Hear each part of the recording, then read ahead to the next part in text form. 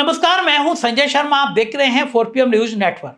अभय दुबे जी ने पूछा मैंने कि आखिर ये पेट्रोल डीजल की बढ़ती कीमतें कहाँ रुकेंगी, क्या करेगा मध्यम वर्गीय। पूरे पूरे परिवार टूट रहे हैं, लोगों में दुख है, गुस्सा है, सरकार डरी हुई है। सखी सैया तो बहुत कमात है, महंगाई डायन खाए जात है। इस गाने पे प्रतिबंध लगाने से क्या सरकार को हल मिल जाएगा?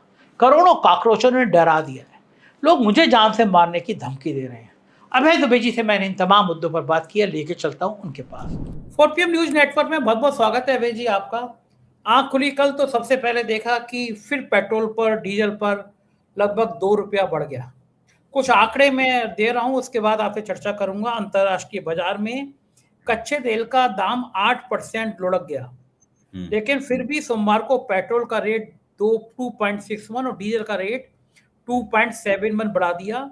10 दिनों में 4 किश्तों में डीजल पेट्रोल लगभग 8 रुपए महंगा हो गया।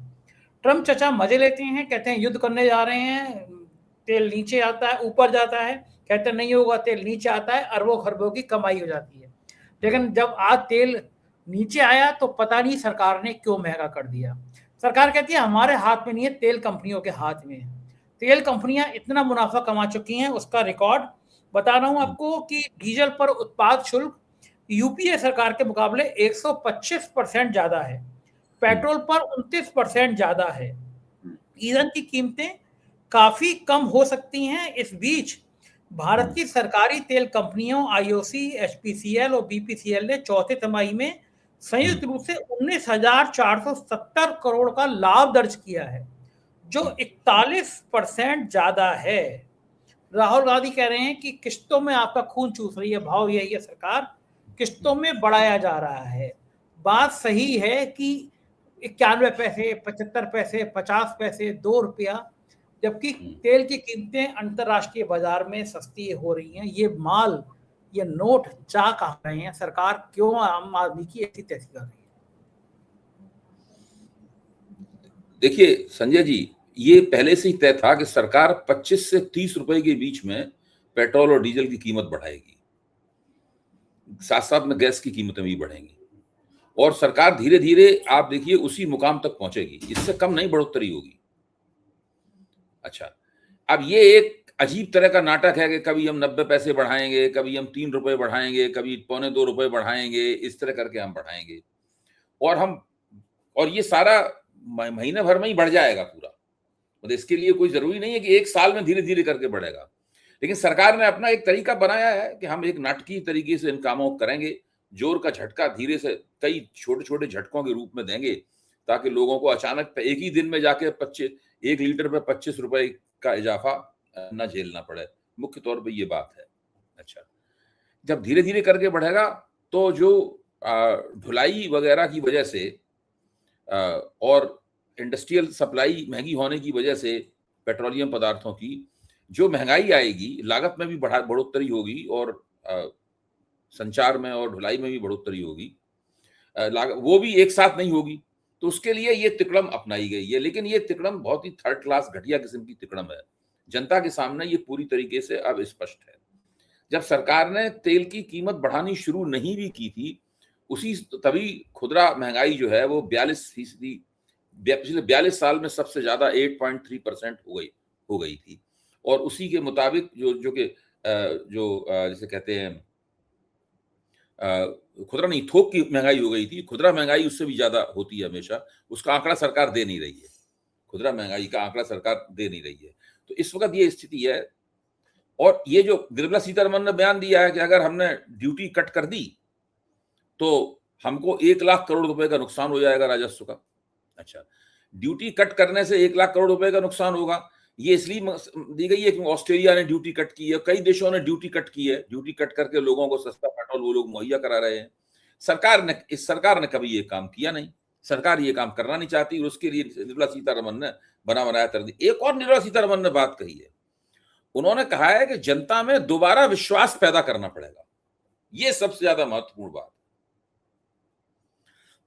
उन्होंने कहा है कि लोग, मतलब बात चेतावनी के तौर पे है कि लोग किसी निराश ना हो, भ्रम में न पड़े, जनता में दोबारा विश्वास पैदा करना पड़ेगा। तो ये तो सरकार को लग रहा है कि जनता का विश्वास हिल गया है। वरना वित्त मंत्री ये वक्तव्य न देती कि जनता में दोबारा विश्वास करना पड़ेगा। ये वही वित्त मंत्री इन्होंने संसद में खड़े होकर मुट्ठी भींच कर चुनौती देते हुए बहुत ही आक्रामक अंदाज में ये कहा था कि रुपया बिल्कुल ठीक है, रुपये में कोई दिक्कत नहीं है। और ये बात ये लोग लगातार कहते आ रहे हैं, जबकि रुपया पिछले 8 साल से मुतवातिर धीरे धीरे कर गिर रहा है। और आज स्थिति यह है कि रुपया कहां पहुंचा हुआ है, हम लोग इस बात को जानते हैं। इससे भारतीय अर्थव्यवस्था बहुत कमजोर हो गई है। इसके जो जितने भी सरकारी अर्थशास्त्री हैं जो नरेंद्र मोदी को सलाह देते रहे हैं, नरेंद्र मोदी की विरोधावली गाते रहे हैं, उनके लिए करतल ध्वनि करते रहे हैं, वो सब एक एक करके अखबारों में लिख रहे हैं। वो कह रहे हैं कि सब मामला गड़बड़ हो रहा है। एक सुरजीत भल्ला साहब हैं, हम लोग जानते हैं उनको, वो कौन है। वो अकेले ऐसे आदमी है, उन्होंने 2015 में भविष्यवाणी की थी कि, और आंकड़े देके विश्लेषण करके भविष्यवाणी की थी कि आम आदमी पार्टी चुनाव जीतेगी दिल्ली में। आप समझ लीजिए किस स्तर के भारतीय जनता पार्टी के समर्थक हैं। जब संघ और भाजपा वाले खुद भी कह रहे थे कि भाई जीतने का तो कोई मौका ही नहीं है यहाँ पे, वो उन्होंने एनालिसिस करके बताया था कि आम आदमी पार्टी जीतेगी, वो भारतीय जनता पार्टी जीतेगी, आम आदमी पार्टी चुनाव हार जाएगी। आप इससे अंदाजा लगाइए कि उनको वो किस स्तर के ये बहुत विदेशों से पढ़ लिख कर आए अंधभक्त हैं भारतीय जनता पार्टी के। ऐसे अंधभक्त तथाकथित अर्थशास्त्री भी कह रहे हैं कि भाजपा चुनाव जरूर जीत रही है, लेकिन अर्थव्यवस्था के मोर्चे पर पराजित हो रही है भाजपा। अब दूसरा सबसे बड़ा संकट क्या है, जिसको निर्मला सीतारमण कह रही हैं कि ये विश्वास का संकट है, विश्वास दोबारा कायम करना पड़ेगा। विश्वास का संकट कैसे पैदा होता है, इसकी तरफ भी हम लोग थोड़ा गौर कर लें। विश्वास का संकट यहां पैदा होता है कि जो अमेरिका के विदेश मंत्री मार्को रूबियो जो भारत आए हुए हैं, मार्को रूबियो ये ऐलान करते हैं, जो ऐलान पहले भी हो चुका है, कि भारत $500 अरब का माल 5 साल में अमेरिका से खरीदेगा। हम सब लोग जानते हैं कि भारत अमेरिका से 52 अरब डॉलर का माल जो है हर साल खरीदता है, इंपोर्ट करता है। यानी दूना करना पड़ेगा उसे अपना इंपोर्ट बिल अमेरिका का, तभी वो $500 अरब का 5 साल में माल खरीद पाएगा। अब यहां प्रश्न ये उठता है, सवाल ये नहीं है किसने सवाल उठाया, किसने उठाया, ये कॉमन सेंस सामान्य ज्ञान की बात है कि ये सारी बातें जो हैं वो अमेरिकी पक्ष क्यों घोषित करता है। ये भारत सरकार घोषित नहीं करती, और अमेरिका इस बात को बार बार कहता है। इस बात को डोनाल्ड ट्रंप भी कह चुके हैं, इस बात को मार्को रूबियो ने भी कह दिया है, इस बात को और भी लोग कह चुके हैं अमेरिका की तरफ से। भारत सरकार इस पे अजीब रहस्यमय तरीके से चुप रहती है, हीला वाला होता है, घुमा फिरा के बातें की जाती हैं और दीपापोती करने की कोशिश की जाती है। स्पष्ट खंडन नहीं किया जाता कि भाई डोनाल्ड ट्रंप गलत कह रहे हैं, मार्को रूबियो गलत कह रहे हैं, हमने ऐसा कोई वायदा नहीं किया है। असली बात यह है कि ये वहां पर वायदा कराए हैं और उस वायदे को हिंदुस्तान में घोषित नहीं किया जाता। जब अमेरिका कहता है तो सिटपिटा जाते हैं और इधर उधर की बातें करने लगते हैं। सवाल यह है कि भारत के पास इतने डॉलर्स कहां से आएंगे, $50 अरब पर ईयर अतिरिक्त कहां से आएंगे। अगर ये वायदा ये नहीं करते तब भी $250 अरब का माल तो खरीदते ही, क्योंकि $50 अरब का औसतन माल खरीदते हैं हर साल, अमेरिका से इंपोर्ट करते हैं, आयात करते हैं। अब अतिरिक्त $250 अरब और कहां से लाएंगे, क्योंकि जैसे ये घोषित करेंगे कि हम अमेरिका से ये माल खरीदेंगे, तुरंत पूछा जाएगा कि भाई आप $250 अरब कहां से लाएंगे। पहला सवाल ये होगा। दूसरा सवाल ये होगा कि इसमें खरीदेंगे आप क्या। आप तेल खरीदेंगे, हवाई जहाज खरीदेंगे, युद्धक विमान खरीदेंगे। अगर युद्धक विमान खरीदेंगे तो भाई राफेल क्यों खरीद रहे हो, 100 से ज्यादा राफेल खरीदने का वो प्रस्ताव भेज दिया ना उन्होंने, तो वो आप क्यों खरीद रहे हो। मत खरीदो, अमेरिका से खरीदो, जो भी हो एक ही जगह से खरीद सकते हो आप, 2 जगह से तो नहीं खरीद सकते। टेक्नोलॉजी खरीदोगे तो कौन सी टेक्नोलॉजी खरीदोगे। मार्को रूबियो ने तो साफ कह दिया है कि एनर्जी खरीदेंगे, एनर्जी का मतलब तेल होता है। उन्होंने साफ कह दिया है कि टेक्नोलॉजी खरीदेंगे। सवाल यह है कि क्या चीज होगी जो भारत को जरूर है खरीदना, और उसको खरीदने के चक्कर में आप इनसे खरीदेंगे तो उसके एवज में किससे नहीं खरीदेंगे, और अगर उससे खरीदते तो कितना खर्च करना पड़ता, अमेरिका से खरीदते तो कितना, इन सब बातों में चर्चा शुरू हो जाएगी। लोग हिसाब किताब लगा के बताने लगेंगे कि अमेरिका से खरीदने में इतना ज्यादा पैसा, अतिरिक्त पैसा खर्च हो रहा है, और अगर ईरान से खरीदते या रूस से खरीदते तो पैसा कम खर्च होता। ये गजब जब गजब। मैं कितने पत्रकारों से बात करता हूं संजय जी, और उनसे मैं एक सवाल जरूर पूछता हूं कि भाई ये बताइए कि ये मोदी जी इतने असाधारण रूप से दबे हुए क्यों हैं? उनकी सीरियल सही बात इंसल्ट है। होती है मोदी जी की, लेकिन मोदी जी फिर भी नहीं बोलते, उनका विदेश मंत्रालय भी नहीं बोलता, उनका वाणिज्य मंत्रालय भी नहीं बोलता, उनका वित्त मंत्रालय भी नहीं बोलता। इसका रहस्य क्या है? तो कुछ लोग कयास कयास लगाते हैं, कयास में ही जवाब इसका दिया जा सकता है, एप्स्टीन अदानी की फाइलें, वजह से है। हाँ, अदानी की एप्स्टीन और वजह अडानी। से है। कुछ लोग कहते हैं कि एप्स्टीन फाइलों की वजह से दबे हुए हैं, तरह तरह की फाइल किसी भाई सब। अच्छा, अब अगर एप्स्टीन फाइलों की वजह से दबे हुए हैं तो अभी कहीं ना कहीं दुनिया में अभी तक कुछ सबूत निकल के आ जाता, उसका एक तो अगर उसका एक तो कोई सुराग निकल के आ जाता ना। बहुत दिन हो गए इस बात को, अभी हाल में तो बात शुरू हुई नहीं है। यहाँ तक अदानी का सवाल है, अदानी को तो उन्होंने निकाल ही लिया वहां से, अमेरिकी शिकंजे से अदानी को तो निकाल ही लिया गया है। और मोदी जी ने सारी दुनिया में घूम घूम के अदानी के लिए जो 10 अरब डॉलर का उन्हें वहां निवेश करना है अदानी को, उसके पैसे का इंतजाम भी कर दिया है। कोई तो समस्या है ये ही सब नहीं है। तो क्यों दबे हुए हैं? आखिरकार क्या अच्छा, ऐसी बात दबने समझ में नहीं आता? दबने का अमेरिका से संबंध बनाने के लिए अमेरिका से दबना और बेइज्जती बर्दाश्त करने की क्या जरूरत है? ठीक बात है, रूस और ईरान से सस्ता तेल मिल रहा है। अमेरिका बहुत ताकतवर देश है। डोनाल्ड ट्रंप बहुत आक्रामक स्वभाव के राजनेता हैं, वो अपने सामने किसी की लगने नहीं देते, सुनने नहीं देते। थोड़ा बहुत उनके साथ चालाकी और होशियारी और कुशलता के साथ बात करनी पड़ेगी, इससे मैं सहमत हूं। मैं ये नहीं ईरान ने मानता ठीक हूं कदम कि उठाया है। डोनाल्ड ट्रंप पे डंडा लेके टूट पड़े, मतलब इससे कोई फायदा नहीं होने वाला है। लेकिन उसकी एक हद है भाई, अपने से ताकतवर आदमी से हम कैसे डील करेंगे? कि हम पूरी तरीके से अपना अपना सम्मान ताक पर उठा के रख देंगे और उससे रोज बेइज्जती करवाएंगे अपनी? कि और भी कुछ तरीके हैं बातचीत करने के? तो ये एक बात जो है समझ में नहीं आती। ठीक बात है।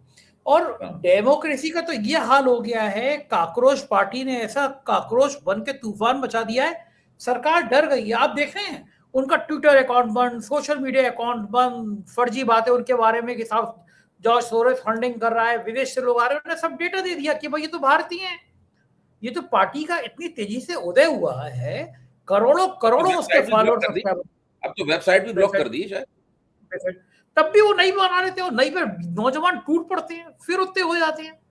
तो ये सरकार क्या वाकई में इसकी जान सूख गई है, बुरी तरह से डर गई है, कपकपा रही है, क्या सीन क्या हो आपने भी रहा उस दिन कहा था और मैं भी इस बात को कह चुका हूं, पहले भी कह चुका हूं, तो देखिए काकरोच जनता पार्टी जो है वो थर्मामीटर है।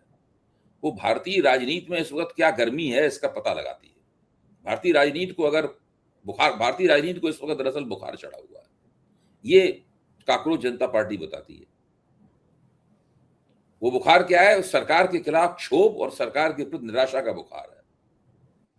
और वो बुखार खासतौर से बेरोजगार नौजवानों को चढ़ा हुआ है। मैं ये आंकड़े दे चुका हूं 4PM के मंच पे, कितने बेरोजगार हैं, कितने आंशिक रूप से बेरोजगार हैं।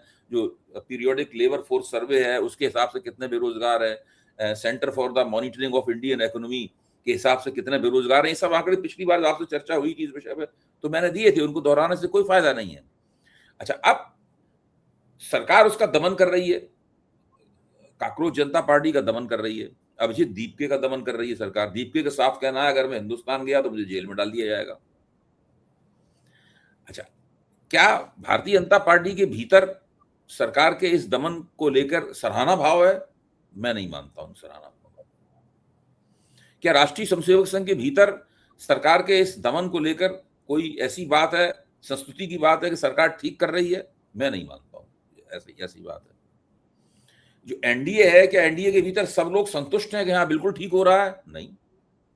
तेलुगु देशम ने सरकार से कहा है कि ये बात ठीक नहीं है, आप सोशल मीडिया पर प्रतिबंध नहीं लगा सकते, आपको नौजवानों की बात सुननी पड़ेगी। और अगर वास्तव में इसमें कोई विदेशी ताकतें सक्रिय हैं, कोई साजिश है, तो उसे स्पष्ट करना पड़ेगा। केवल आरोप के रूप में आप इसको नहीं कर सकते। ये आरोप लगा देना किसी पे, आप विदेशी साजिश है, आप राष्ट्रीय सुरक्षा के लिए खतरा है, आप मोदी सरकार को अस्थिर करना चाहते हैं, ये कहने से थोड़ा काम चलता है। ये तो ये तो वही बात है कि कुत्ते को पहले बदनाम करो और उसके बाद उसको गोली मार दो। अंग्रेजी कहावत है ना, give dog a bad name. तो वो कुत्ते को बदनाम करो और उसके बाद में उसे गोली मार दो। ये उस प्रकार का पूरी कार्रवाई हो रही है। लेकिन इन्हें ये पता हो, इन्हें नहीं पता। अभिजीत दीप के साफ तौर पे कहते हैं, हम कोई श्रीलंका और नेपाल वाले लोग नहीं है। हम लोग लोकतंत्र और शांतिपूर्ण बात में विश्वास करने वाले हैं। हमारा वो नहीं है मॉडल जो उनका मॉडल है। और जो वहां हुआ जेन जी के जो विद्रोह हुए, इसमें नेताओं को दौड़ा के पीटा गया, उनको लातें मारी गई और सब सत्ता के जो वो महल थे उन पर चढ़ के उन लोगों ने हमला कर दिया, उनको ध्वस्त कर दिया। ये हमारा मॉडल नहीं है, वो साफ कह रहे हैं। लेकिन सरकार लगातार उसका दमन करने पे लगी हुई है, दमन किया जाए। साफ दिखाई पड़ रहा है सरकार को कि विश्वास की कमी है। जो वित्त मंत्री ने जो वक्तव्य दिया है, वित्त मंत्री का वक्तव्य इस बात का सबसे बड़ा प्रमाण है। विश्वास करना पड़ेगा सरकार के ऊपर, सरकार पे यकीन करो आप। यानी सरकार पर जो लोग, जिस तरह लोग पहले यकीन कर रहे थे, अब यकीन नहीं कर रहे हैं। ये समस्या है। समस्या ये भी है कि सरकार को अभी बहुत लंबे अरसे तक अभी और भी ज्यादा दाम बढ़ाने हैं। उसकी वजह से महंगाई पैदा होगी, उससे और विश्वास में कमी आएगी, क्षोभ और बढ़ेगा, और ज्यादा विकराल होगा क्षोभ। ऐसी स्थिति में जैसे कि मुसलमानों के खिलाफ ये लोग और भी ज्यादा उग्र रूप से बात करेंगे। दूसरी तरफ लोकतंत्र का ये हाल देखिए अभय जी, आमिर खान के प्रोडक्शन में पिक्चर बनाई थी, उसका एक गाना बड़ा फेमस हुआ था, सही है सखी सैया तो बहुत कमात है, महंगाई डायन खाए जाते। अब इस दौर में जब हर आदमी महंगाई की बात कर रहा होता है, तो हर प्रोडक्शन वाला आदमी अपना अपना एक जो उसकी क्रिएटिविटी होती है वो लगाता है। जैसे मैं आपको दिखाता हूँ कि मैंने एक काकरोच से बनाई, कुछ सेकंड का वीडियो, ये देखिए, फिर मैं बात करता हूँ। बेटा, काकरोच नहीं है, देश का अगला प्रधानमंत्री है। खड़े हो।